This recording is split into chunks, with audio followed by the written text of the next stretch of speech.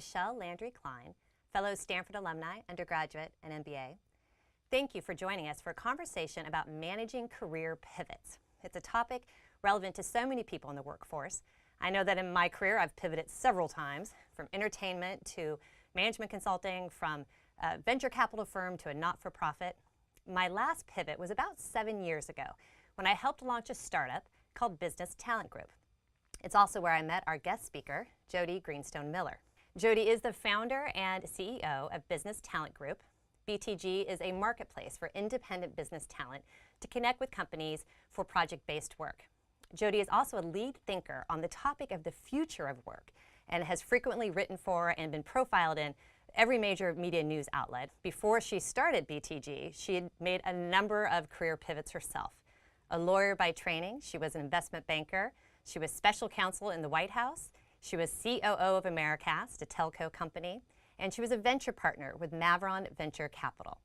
Jody, thank you so much for being here today to share with us some of your ideas about managing career pivots.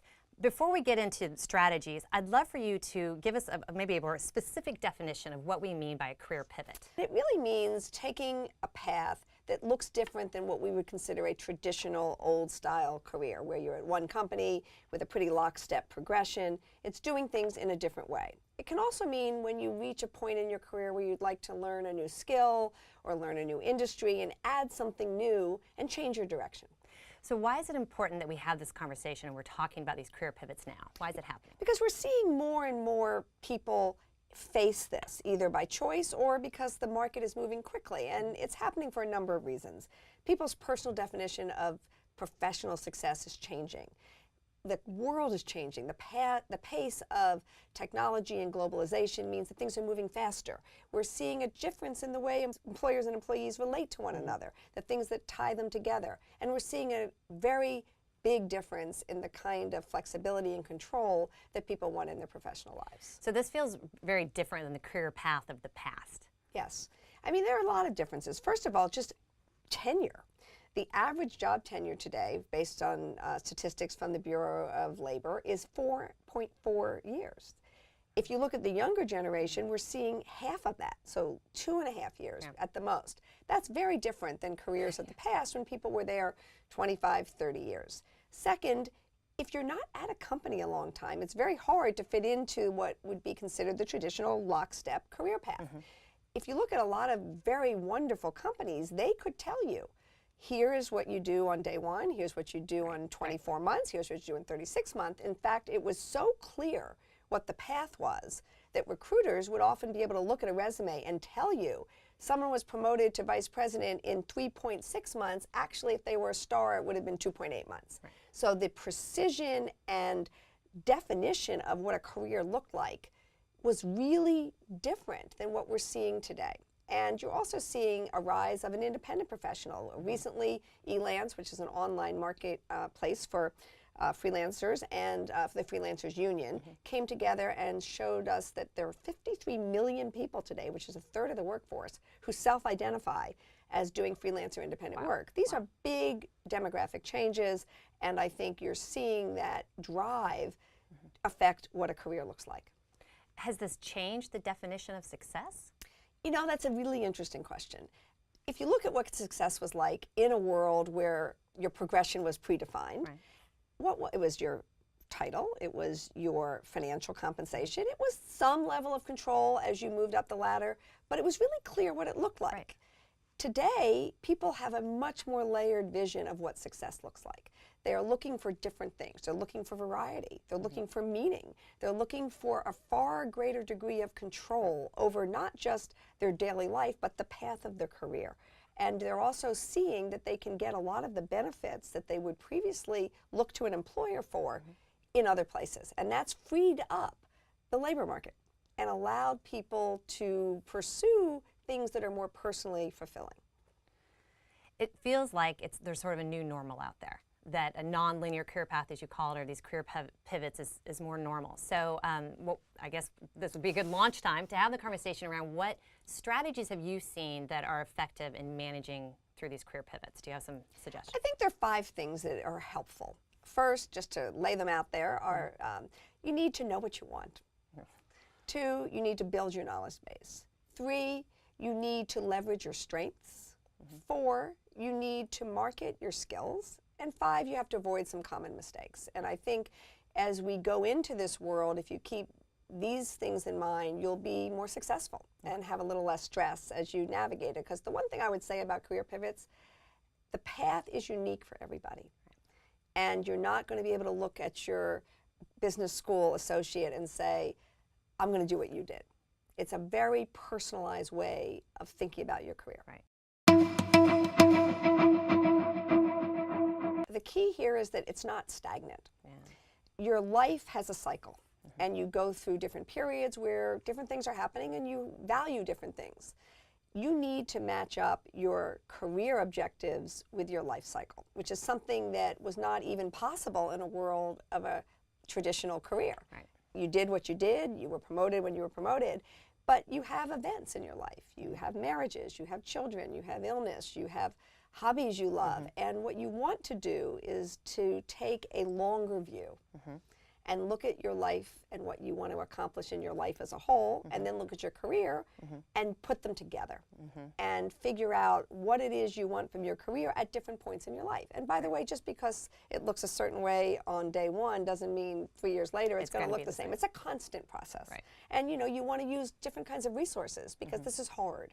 Right. You want to go to your friends and your colleagues. You want to go to kind of services that Stanford has. I know they have great. Stanford has actually some excellent services, and I have a good example of a friend that he was a career independent or management consultant, very successful career. He loved his work.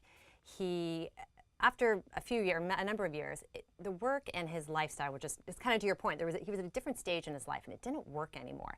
So he undertook this path of trying to figure out what it was that he wanted, and it is hard because someone say, you know what you want? That's a really hard question to ask yourself.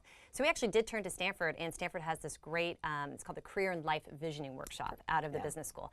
And he did that, and there was a number of self-assessment tools. And from going through this process, he was able to tease out what it was that he really wanted. And as a result, he actually switched careers into financial management. So I interrupted you there, but that was... No, but I think the really important point is this is new. Yeah. The idea that we have the ability to think about our careers and match it up with our life is something that is impossible in a very traditional, old-style career. So this is an opportunity, and it's a way in which every individual has now a choice. And you've got to be realistic, too.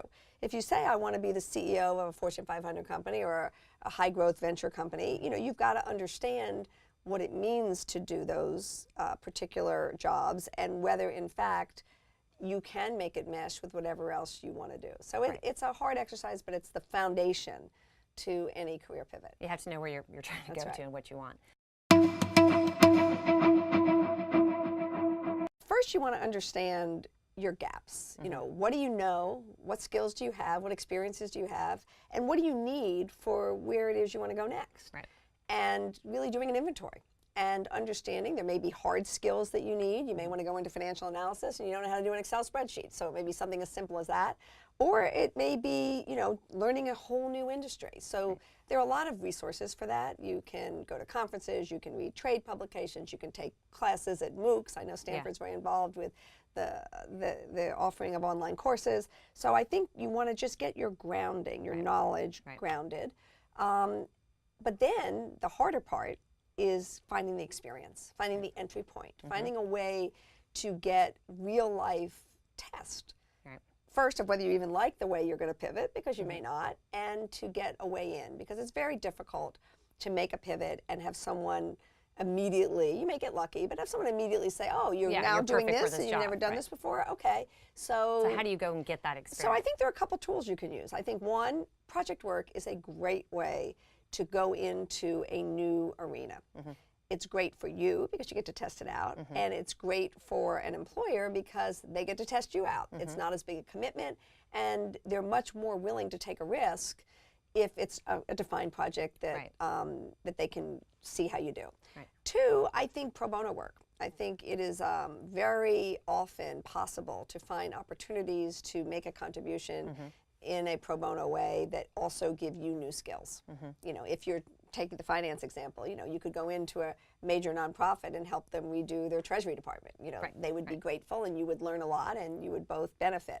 I think the third idea that I like is that internships should not just be for people in their 20s. I mean, if you have something you want to learn and you have something to offer, just like interns have something to offer, you should go and say, I'd like to intern for you. And, really create the opportunity to go in and expand your experience base. I hadn't thought about that. You really think of internship as, several years younger than I am, but that makes a lot of sense if you're trying to build that experience. Do you have any examples of people that have done this well? Well, there's a woman I know who was in investment banking and who was a consultant who decided to want to get into education. Oh. And so lots of places you can learn about education, a lot written about it, a lot of conferences, a lot of blogs, got up the learning curve, and in fact took a pro bono role in an educational institution, which gave her the experience that made her credible to make that pivot. Industry. I think this is a really important one because most professionals have skills of some variety. Right.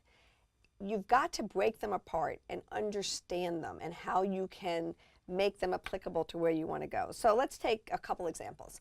The first is if you are a functional executive, so you know about human resources, you know the legal department, you know communications, you know finance, you know marketing. If you think about it, even sales, a lot of what organizations have to do are functional skills. Right.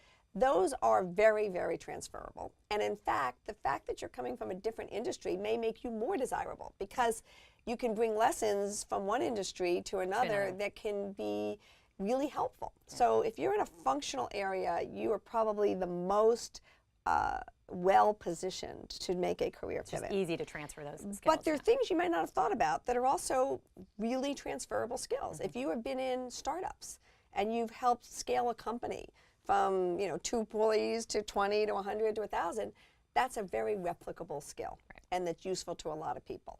Even industry, you and I were both in entertainment. If we wanted to pivot to technology, which is now a very exciting place to be, how do you use your entertainment experience? Well, you've got a lot of technology companies that need to partner or sell to entertainment companies. You are very valuable to them. So you can use that industry knowledge to transfer to a different industry. The one great example of that is government. If you look around in government, you'll see cabinet secretaries who have been, cabinet secretary of Treasury and then Secretary of State, or head of the Office of Management and Budget and then Secretary of Defense. I mean, the government actually has done a really good job, maybe better than the private sector, of recognizing that there's a core set of skills that if a manager has that, can be put into at the highest levels of importance in the world, can be transferred. So it's something to think about and to look at your skill set and see the gold nuggets in it, and pull them out and be able to imagine how you could apply them in a new venue. This actually reminds me of someone that, and I think you're going to know who I'm talking about, that works with our company. Yes. Who is, she's just a career manager, and she'd had many, many, many years of career high-powered jobs in Fortune 100 companies. But if you looked at what that skill was, it was so transferable. She can just manage her way through anything, right? And the fact that she'd been in, and then she came, to Business Talent Group. But the fact that she'd been in all these different industries, I think gives her perspective that much more, oomph and value. And the thing that's really interesting about her is she took a number of years off, I think 6 or 7, so a significant amount of time to pursue some personal objectives. When I looked at her, what was clear to me is the skills she had didn't go away. She didn't forget how to manage. You don't lose that muscle. And that's an important thing to remember too, that just because you knew a skill and you haven't done it for a while, it's like riding a bike. You don't lose it. And so don't be afraid. And don't diminish your knowledge because you may have taken a path that took you on a different place for a couple of years. These are core skills, and you should be able to leverage them and use them in your new direction. You also mentioned marketing yourself as a important strategy to have, and I think this is one that some people find daunting, to put yourself out there and say, here's what I do, here are my skills. It can feel awkward. So do you have any effective strategies that you've seen? Well, today's world, you have to think about online and offline. You have to be present in both. You need to have your elevator pitch. You need to have your LinkedIn resume. You've got to have your bio, which is a shorter resume. You need an array of ways to communicate who you are and what you're looking for. But I think when you're talking about a career pivot, there's a nuance that's important. You need to connect the dots for people. You can't expect them to do it for you. So if you are looking to make a pivot and your resume is a chronological list of what you've done, which is pretty much the norm, standard, right. that often won't be enough, because it's you who's thought through why this makes sense. Right. It's you who's thought through what it is that's relevant from your past to your future, and you need to make that clear. And so when you are marketing yourself, whether it is in the online channels or the offline channels, or probably most importantly through your network, so if you're igniting your network, you need to help them understand, here's what I'm trying to do, here's why I'm trying to do it, here's why I think I'm credible and compelling to do it. Because those people, the people who know you well and have confidence in you as a professional, are the most valuable people to convince somebody else that you're worth a risk. Right. So getting those people to understand and spending the time with them. I often get a lot of phone calls from people who used to work for me when they're making pivots. My favorite one was someone who worked for me who told me he was really interested in space, and he had been an entertainment executive, and I thought, okay, that's a hard one. How are we going to take the entertainment in space? Okay, we can do that. But it's important, because after spending time with him, I actually was able to help him Connect the dots. Connect the dots, and how do you make the argument that this skill set is relevant to where you want to go? Right. So it's marketing, but it's smart marketing, and it's marketing where you have to do a little more of the heavy lifting than you would typically do if your whole career was in marketing. Right. And you went up the curve the way many people have done and will continue to do, and then you want to go into another marketing job. It's pretty easy. Right. This is a different situation.